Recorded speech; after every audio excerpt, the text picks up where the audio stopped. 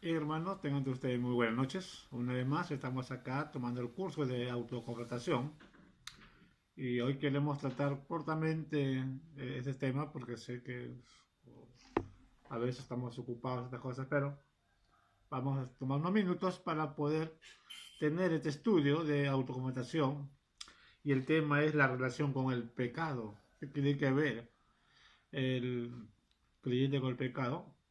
Hay muchas porque a veces confundimos base a este punto, ¿no? Sobre el pecado y muchas veces estamos pecando constantemente y eso se llama una práctica y cuando la Biblia dice que practica el pecado es del diablo. Entonces, a veces nos justificamos y decimos, bueno, hemos caído, es por la debilidad de la carne, Satanás nos tentó, podemos tomar muchas conclusiones base al pecado, pero el detalle es que cuando uno comienza a practicar, ya es otro punto. Podemos cometer cierta imprudencia, podemos pecar de repente inconscientemente, aunque para Dios todo es pecado. Pero el detalle es que cuando comenzamos a practicar el pecado, ahí está el problema. ¿Qué enseña la Biblia, justamente con este tema de autorelación que vas a tener sobre el punto de la relación con el pecado, ¿no? Para eso vamos a orar. Amado Dios, te pido que nos ayudes a poder conocer y entender un poco más sobre este estudio. Padre, no solamente de ponerlo, tenerlo, Señor, como un estudio, sino ponerlo en práctica, de poder conocerte más. Conocer más, Señor, por tu palabra y ayúdanos, Señor, a aplicar nuestras vidas.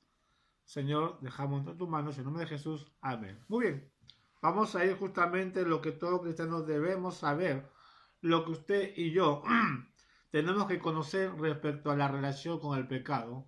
Y voy a repetir, porque ya no estamos involucrando cada día más en eso. Ahora, la primera cosa es que Cristo ha liberado al creyente de la esclavitud y del poder del pecado. Es el primer punto que debemos entender, de que nosotros ya no estamos bajo la esclavitud del pecado, ya no estamos dominados por el pecado, excepto si es que eres cristiano, porque recuerdan, siempre nos han enfocado que todos somos hijos de Dios. Todos tenemos por igualdad. Es cierto, todos tenemos por igualdad delante de Dios, pero no todos somos hijos de Dios. Claramente, perdón, dice las escrituras en Juan 1:12, mas a todos los que recibieron, a los que creen en su nombre, le dio la potestad de ser hechos hijos de Dios. Entonces ahí podemos entender claramente de que no todos somos hijos de Dios, sino todo aquel que ha recibido a Jesús, ¿no? Y todo aquel que ha recibido a Jesús no debe tener una relación con el pecado, justamente. Vamos a pecar, sí. Vamos a tener debilidades, tropiezos, sí. Pero lo que no debe el creyente, vuelvo a repetir, es practicar.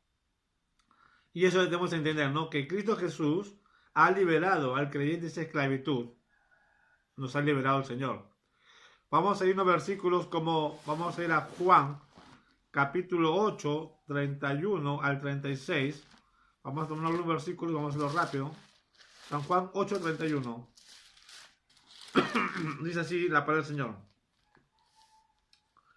Entonces Jesús, y dijo entonces Jesús a los judíos que habían creído en él: si vosotros permaneceréis en mi palabra, seréis verdaderamente mis discípulos, y conoceréis la verdad, y la verdad os hará libre. Le respondieron: linaje de Abraham somos, y jamás hemos sido esclavos de nadie. ¿Cómo dices tú, seré libre? Jesús le respondió: de cierto digo que todo aquel que hace pecado, esclavo del pecado es. Y el esclavo no queda en la casa para siempre. El Hijo sí queda para siempre. Así que, si el Hijo os libertare, seréis verdaderamente libres, ¿no? Entonces, claramente vemos acá justamente lo que dice la palabra del Señor, ¿no? De que ya, que todo lo que hacen el pecado, esclavo del pecado es. Entonces, vemos que el Señor Jesús muestra que Él es el que libera del pecado, nos recata de ese pecado, de ese hoyo en el cual nos encontramos, y es lo que Jesús ha hecho en cada vida. Es la primera cosa que vamos a entender, que Dios ya Cristo nos ha liberado de la esclavitud y del poder del pecado. Amén. Hasta ahí podemos entender justamente sobre este estudio. Sobre este estudio de la razón del pecado, ¿no? En la cual Cristo nos ha liberado. El otro punto es que el creyente ha muerto al pecado, ha sido separado del poder y control de la vieja naturaleza pecaminosa, aun cuando esta no haya sido aniquilada, ¿no? Entonces, el creyente, sabemos, tú y yo, siendo hijos de Dios, habiendo recibido a Cristo como nuestro Señor y Salvador, ya estamos separados del pecado. Podemos ser controlados de la vieja naturaleza pecaminosa.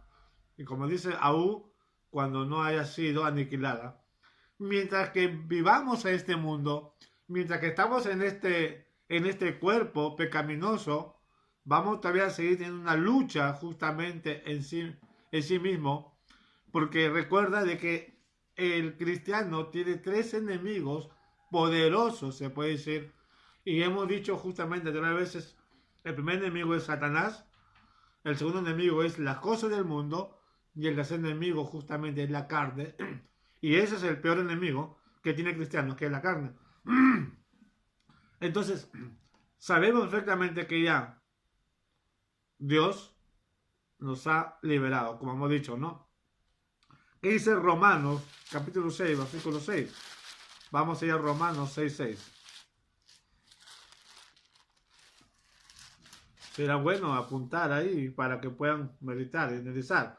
Romanos 6:6 dice claramente, sabiendo esto, que nuestro viejo hombre fue crucificado juntamente con él para que el cuerpo del pecado sea destruido a fin de que no vamos más al pecado.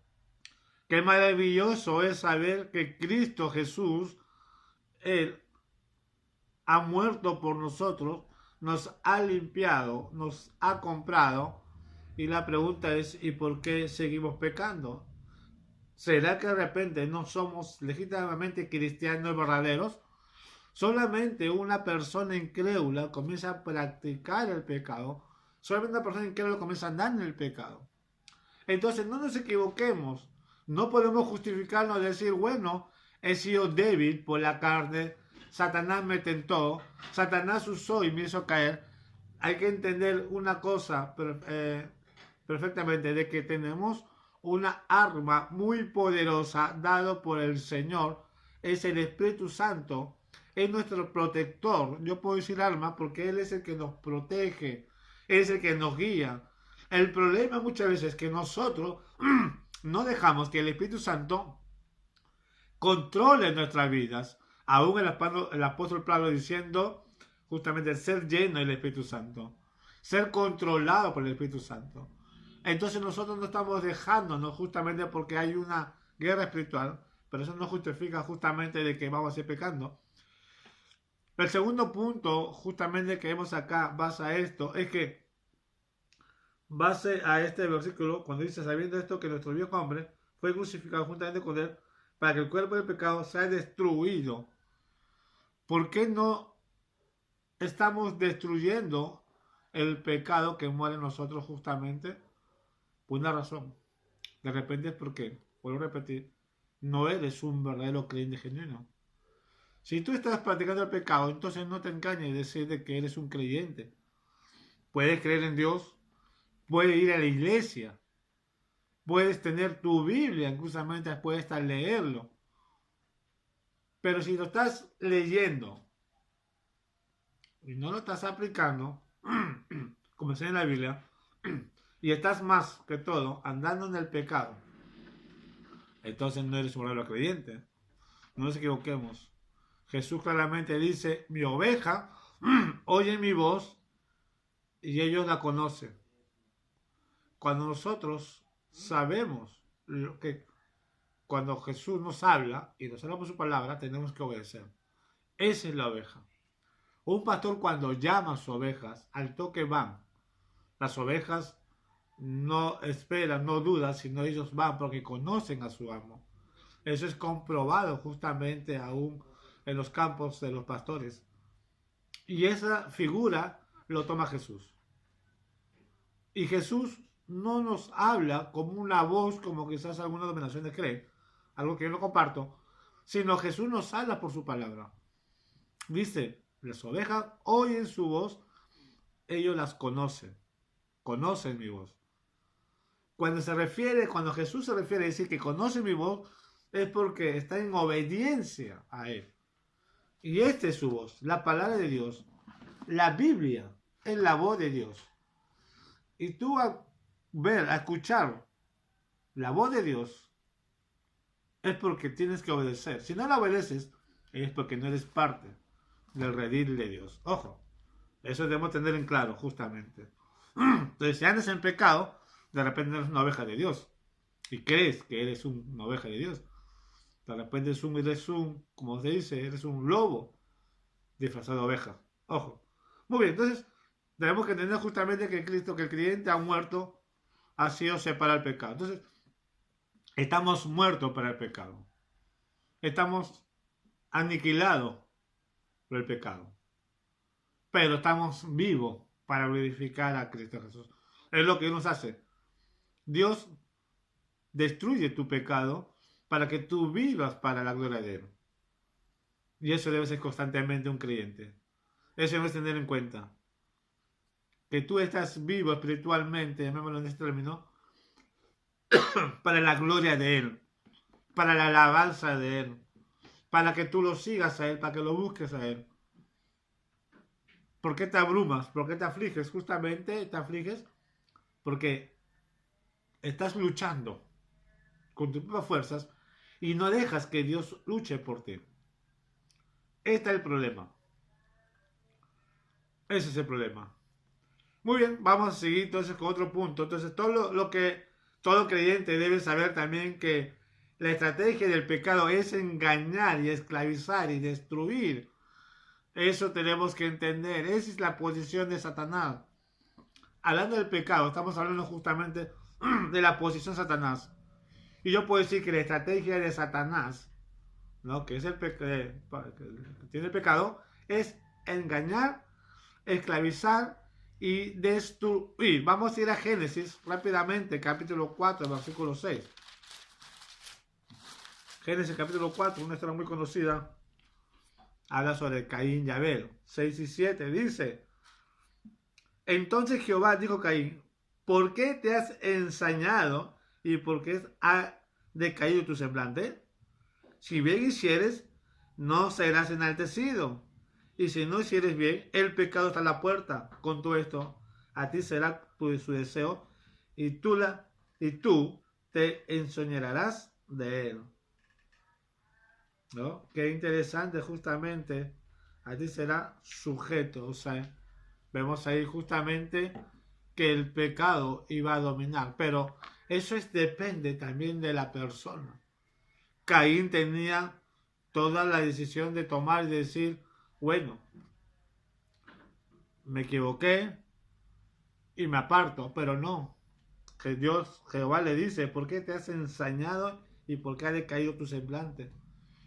Ya en ese término vemos que Caín ya había almacenado ira contra su hermano Abel porque había sentido una cierta envidia de parte de Abel cuando Dios miró con agrado con ofrenda.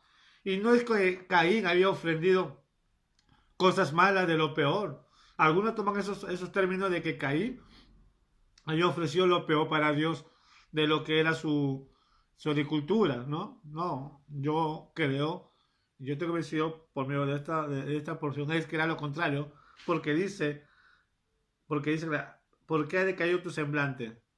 O sea, Caín tenía un semblante, se puede decir, en alto, pensando de que Dios iba a ignorar a Abel y agradar su ofrenda de Caín. La historia es otro, ¿no? ¿Por qué Dios miró con agrado a Abel?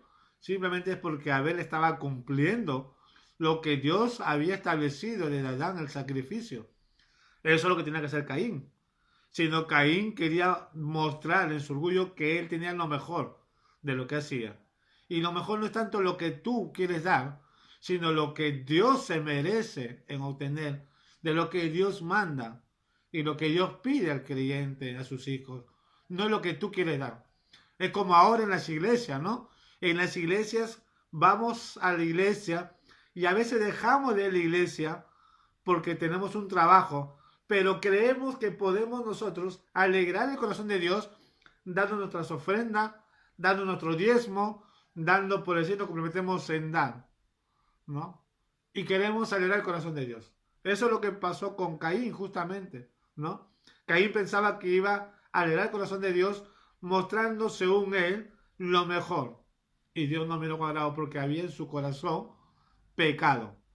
Eso es lo que tenía Caín. Y eso es lo que pasa hoy en día. ¿Por qué no vas a creer? ¿Por qué el no va a la iglesia muchas veces? ¿O por qué no iba? Pues no tema pandemia. Simplemente porque tengo mucho trabajo, pastor. Tengo mucho trabajo, hermana, por eso no puedo ir. Pero ojo, voy a cumplir con mi diezmo. Pero ojo, voy a colaborar con tal actividad. Pero ojo, voy a hacer esto. Dios no necesita tu dinero, porque es el dinero de Dios. Más bien, por la gracia de Dios, tú tienes el dinero. Y eso tenemos que entender eso. Entonces, esta es una figura de lo que pasa. Y acá vemos justamente, ¿no? Sobre esta situación de Caín, ¿no? Como el pecado había engañado a Caín, lo había esclavizado para destruirlo. El pecado destruye tu vida. Y no solamente tu vida, sino también destruye a tu propia familia, a los que te siguen. Esto me hace recordar esta pandemia. ¿Cuántos se le dicen a los jóvenes, no salgas? A las personas, no te expongas. Cuando se le dicen a los jóvenes también, ten mucho cuidado con tal chica. A las jovencitas, ten mucho cuidado con tal chico. Y a veces no hacemos caso. ¿Y por qué a veces los padres, muchas veces estamos aconsejando a nuestros hijos que debemos tener mucho cuidado? Y los hijos se molestan y dicen, claro, papá, como tú ya pasaste tu tiempo, como tú ya eres mayor de edad, como tú ya estás casado, como tú ya, pues, ya tus años pasaron. Entonces tú me quieres tener aburrido a mí. No es eso. Simplemente es porque el papá siempre busca lo mejor, los padres, la mamá busca lo mejor para su hijo, para su hija. Aún cuando son advertidos. Y muchas veces aconsejamos, ¿por qué? Porque estamos en un tiempo en la cual no sabemos la vida de nadie. La vida de nadie, perdón. Y cuando el muchacho comienza a meter, como se dice, cometer el error, a veces ya viene triste en el hogar. Y cuando digo el error, no solamente hablamos de embarazo, porque a veces muchos jóvenes caemos en ese problema, caen en ese problema los jóvenes, sino que a veces no sabemos con qué chica se encuentra. A veces puede estar infectada una enfermedad o de repente involucrada en cosas fuertes del pecado. ¿Cuántos jóvenes han sido muertos simplemente por enamorarse de una chica que ha estado con un delincuente? Yo conozco muchos casos así. Como también he conocido casos de muchachos que han tenido su enamorada y se han metido con otras mujeres y han caído en el pecado y han sido, se puede decir, han sido víctimas de una enfermedad. Y a veces son enfermedades muy fuertes como el SIDA, infección. Qué triste es. ¿Y qué son los responsables? Muchas veces son los padres. Porque a ver, el padre tiene que gastar, trabajar para gastar dinero, simplemente por la imprudencia de los dos hijos, muchas veces. Ese es el problema justamente. Entonces, eso tenemos que entender que el pecado, la estrategia de Satanás, la estrategia del pecado es de engañarte.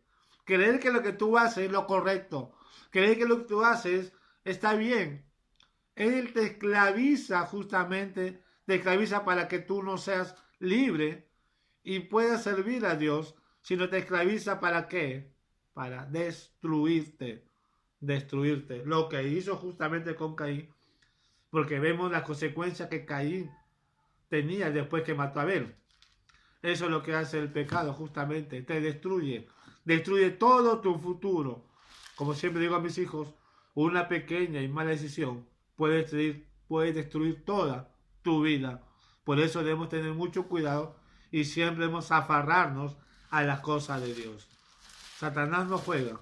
Como hay un dicho de una canción que siempre mi papá lo hablaba, no juegues con fuego, porque te puedes quemar. Y a otro dice también, mi papá decía, no juegues con el diablo, porque el diablo come candela, ¿no? Es un dicho popular antiguo. Y yo puedo entender cuando dicen eso porque Satanás no es de jugar, es un ser muy astuto, muy hábil, que él te destruye. Y no solamente destruye a ti, que uno sería, ¿no?, que tú sufres las consecuencias por tus errores, sino que esto jala tanto a tu familia. No solamente a los jóvenes, también aún a los adultos. Los pequeños errores pueden convertir justamente en algo grande si no cortamos al momento, si no ponemos alto al momento. El pecado destruye. ¿Qué dice Santiago capítulo 1, 13? Santiago 1, 13 dice, cuando alguno es tentado, no diga que es tentado de parte de Dios, porque Dios no puede ser tentado por el mal, ni él tienta a nadie, sino que cada uno es tentado cuando de su propia concupiscencia es atraído y seducido. Entonces la concupiscencia, después que ha concebido, da luz al pecado. Y el pecado, siendo consumado, da a luz la muerte. Dice, el pecado siendo consumado da a luz la muerte. Amados hermanos míos, no erráis, dice. No te ciegues. No te cierres en algo. Entiende lo que dice acá. A veces decimos, Satanás me tentó. Yo recuerdo mucho, hace años cuando estaba estudiando en el seminario, ahí en BCM en Lima, iba a mi casa y justo iba a visitar a mi tía y al costado había una supuestamente, entre comillas, una profetisa y siempre veía a un muchacho y lloraba. Y justo llegué, mi salida fue un día, viernes en la noche, a veces salía solo en la mañana, ¿no? Y tenía que llegar el domingo el seminario a estudiar. Y voy a visitar a mi tía y justo mi tía me dice, ya me tiene harto este muchacho, todos los días viene a llorar y la profetisa siempre dice, te libera en nombre de Dios, te libera en nombre de Dios. Y dicho hecho, porque el día domingo también justamente volví en la tarde, después del servicio, el culto que tenía, volví en la tarde y fui de mi tía porque mi tía vivía acá cerca a mi mamá. Y el mismo muchacho que escuché el día sábado, lo escucho el día domingo. Y le dice, escucho cuando dice, volví a pecar, man. Satanás me tentó. Satanás usó a esta persona y caí en el pecado de la droga de nuevo. Quiero ser liberado. Y la profetisa comienza a hablar, comienza a hablar en lengua. Supuestamente lo que ellos hacen. Hasta que yo me molesté justamente porque ya era mucho y era un tropiezo para mi tía lo que estaba escuchando. Y yo le expliqué a mi tía fuertemente, le dije, lo que pasa es que no es tanto Satanás porque Dios Dios nos da la fuerza, la fortaleza. Muchas veces nosotros mismos, nuestras sinvergüencerías, porque estamos acostumbrados, estamos practicando y la Biblia dice, y comienzo yo a hablar con lo que enseña la Biblia, lo que practica el pecado son hijos del diablo, es lo que la Biblia enseña y comienza a hablar fuerte. Cuando yo hablé fuerte, la profetía se cayó, el hombre que estaba llorando también se cayó, dejó de llorar y nunca más volvieron. Ese hombre cuando hablé fuerte, porque le hablé con la Biblia.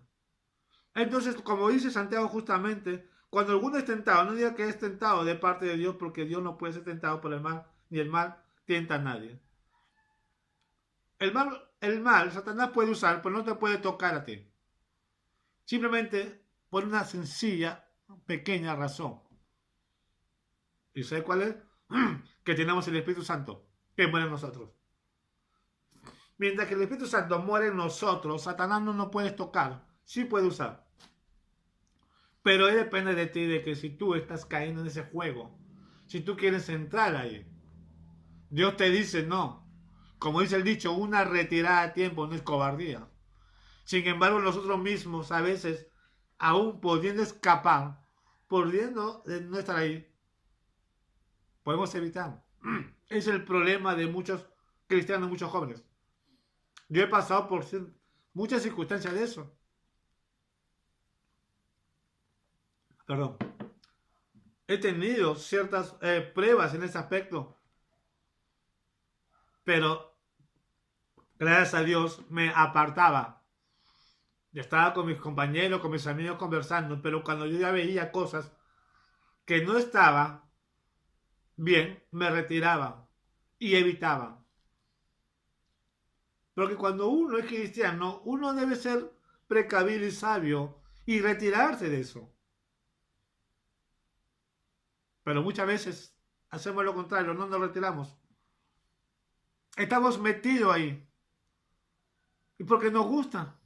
Y voy a repetir, si te gusta es porque no eres un verdadero cristiano. Están engañados diciendo que eres cristiano. Tienes que hacerte una evaluación. Por eso esta autoconfrontación. ¿Qué significa autoconfrontación? Es que tú te mires un espejo y mirarte. Mirarte y en verdad decir, ¿qué estoy haciendo? ¿Qué estás haciendo? Tú mismo debes evaluarte. Evalúate un espejo y también con este espejo que es la palabra de Dios. Hacerte a ver y decirte, ¿en dónde estás cayendo?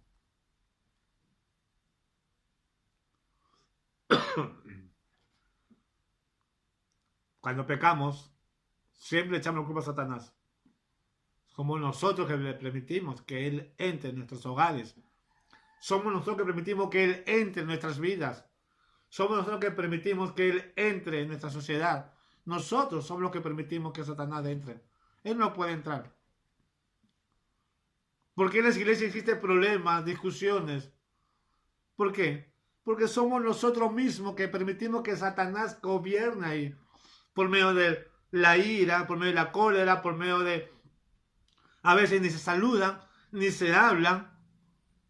Qué triste verdaderamente ver una iglesia así. Hermanos, ya parecemos la iglesia de Corintio. Y simplemente es ¿por qué? Porque nosotros mismos permitimos. Satanás tentó. El pueblo de Israel muchas veces ha sido castigado de parte de Dios porque Satanás mismo, el pueblo mismo permitió que Satanás ponga cizañas, ponga duda, ponga idolatría. Es lo que pasa en las iglesias. Adoramos a Dios ahí. Como dijo Jesús. Hipócrita, muchas veces de labio me honra y me alaba, pero su corazón está lejos de mí. Y muchas veces, no generalizo, como dice, con todo respeto, al que le carga cuenta que se lo chante. Pero como se dice, a veces estamos alabando a Dios, pero nuestro corazón está fuera de Dios. Y está la hermana que no ni la pasamos. Y con la justa la saludamos simplemente por compromiso. ¿Qué tipo de cristianos realmente somos? La estrategia de Satanás es engañar, esclavizar y destruir. Esa es la estrategia de él. Y eso es lo que está pasando con las iglesias hoy en día. Se escucha un comentario ahí por las redes sociales que una asociación de líderes discutiendo con el pastor, los pastores, perdón, porque es una asociación grande los pastores, sobre lo que es el dinero. Y está en las cámaras justamente, nunca falta por ahí alguien que está firmando, y no para las redes sociales, y como pastores contra líderes discutiendo porque es una organización que genera mucho dinero, y ya está. Qué pena, qué triste es cómo Satanás está metiendo cosas en las iglesias.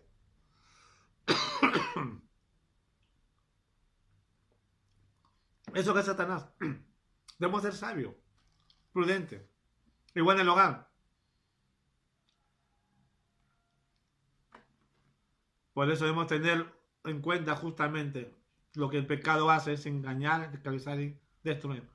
Santiago Hebreos 3:12. Vamos a ir a Hebreos más atrás. Capítulo 3, versículos 12. 12 y 13. Mirad, hermanos, que no haya en ninguno de vosotros corazón malo de incredulidad para apartarse del Dios vivo. Antes, exhortaos los unos a los otros cada día, entre tanto que dice hoy, para que ninguno de vosotros se endurezcan por el engaño del pecado. Exhortando no significa hablar con amor. Hacerle ver, hermano, con amor. Hermanito, estás equivocado. Hermano, perdona, hermano, esto no es así. Ese es exhortar con amor.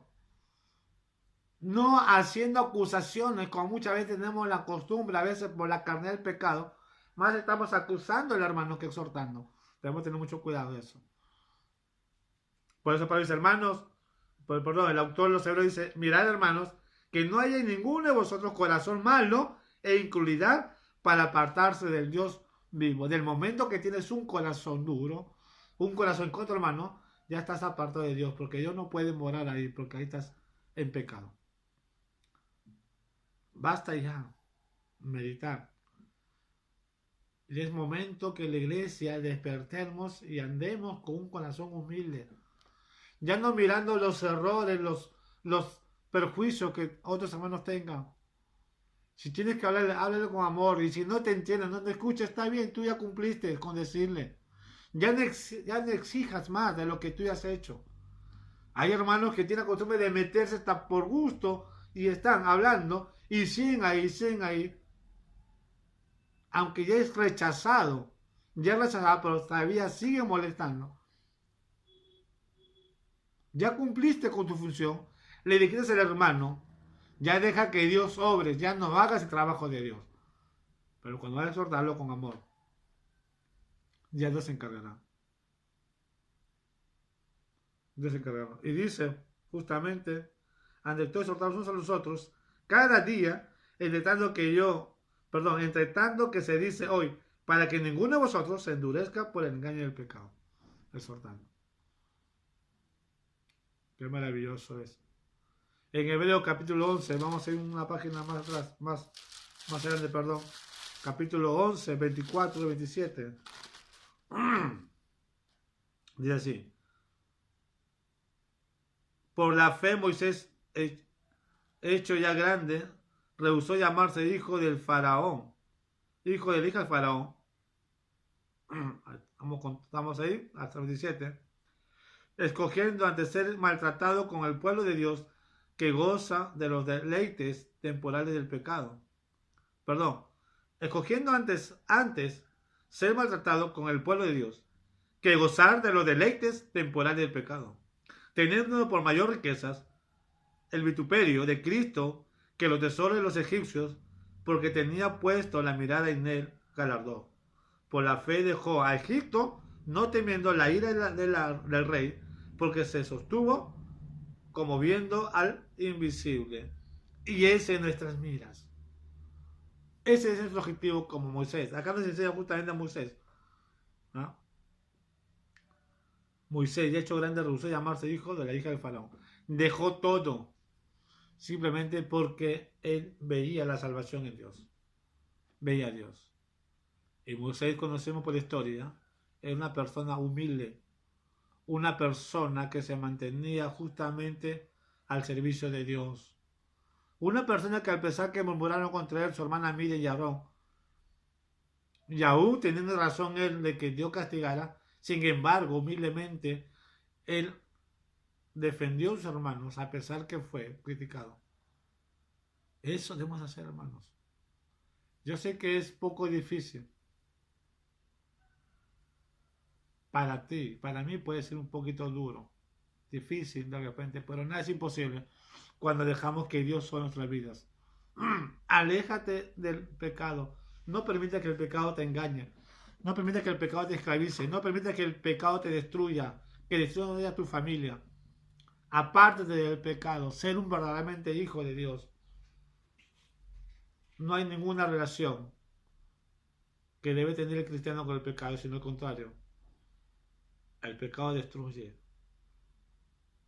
Mira. Tienes que mirar por tus seres queridos.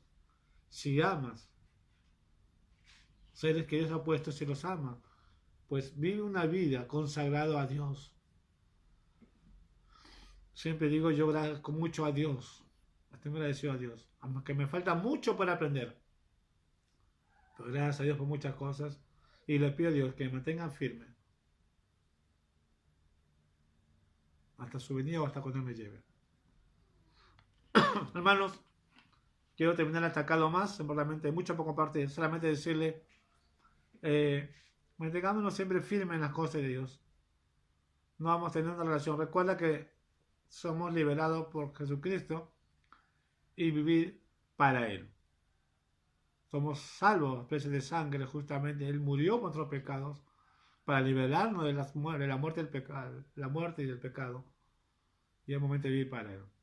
Muy bien, hermanos, por el momento hasta acá nomás. Este domingo es el Día del Padre. Quiero no irme sin antes, pues, felicitar a todos los padres, deseándole un feliz día a todos los padres y a los futuros padres también, ¿no? Esperamos que también se incluya, ¿no? Se incorpore justo este grupo de padres. Le deseo un feliz día, también felicidades al pastor también, no solamente que él es padre de familia, sino también es nuestro padre espiritual, puesto por Dios.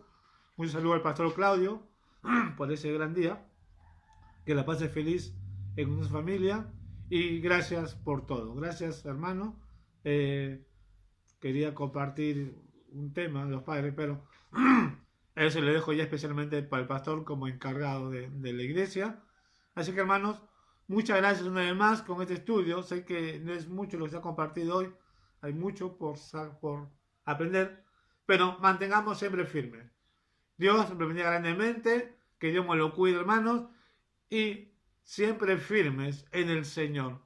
Aléjese del pecado y mantengamos firmes en la cosa de Dios. Vamos a orar para terminar. Señor, te damos gracias una vez más, Padre Santo. Dios, te pido que nos ayudes, nos bendiga, nos cuide, Padre, en tu momento. Y Señor, pues, ayúdanos, Señor, a vivir lo que aprendamos de ti, Señor. Dale la fuerza y de alejarnos de toda maldad. Señor, líbranos, Padre Santo, y ayúdanos de mantenernos firmes, Señor. Gracias, Señor, por todo el nombre de Jesús. Oramos también, Señor, especialmente por el pastor Claudio, Señor, nuestro Padre espiritual de la iglesia. Que tú, Señor, seas los años más de vida, protegiendo, Señor, a él, a su familia, Señor, a sus hijos. Padre, y que este domingo tu nombre, tú seas glorificado, Dios. Tú eres el Padre eterno y toda la gloria y la honra se merece a ti. Señor, si el domingo se hace un especial virtual, donde sea, sea, Señor, para la gloria tuya, Padre. Gracias por tu nombre, Jesús. Amén. Chévere, hermanos, Dios me lo bendiga grandemente.